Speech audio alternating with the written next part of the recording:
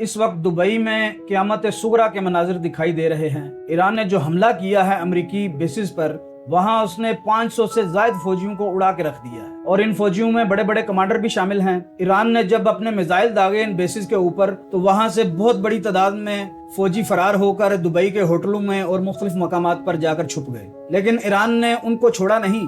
उनका पीछा करते हुए ईरान ने दोबारा उनके ऊपर अटैक किया और दोबारा उनको निशाने इबरत बनाया। दुबई के अस्पतालों में इस वक्त एमरजेंसी लगी हुई है और सूरत हाल ये है कि घंटों के हिसाब से एम्बुलेंसेस में इन फौजियों को डालकर लेके जाया जा रहा है, जहां पर इनका इलाज किया जा रहा है।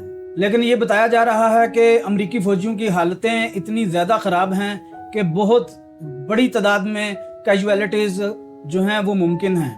एक बात आप याद रखें कि ईरान के हमलों में दिन ब दिन शिद्दत आती जा रही है और वो हर गुजरते दिन के साथ अमरीकी फौज को बड़ा नुकसान पहुंचा रहा है। अजम टीवी को सब्सक्राइब कीजिए, वीडियो को लाइक कीजिए, शेयर कीजिए और कमेंट सेक्शन में अपनी राय का इजहार ज़रूर कीजिए।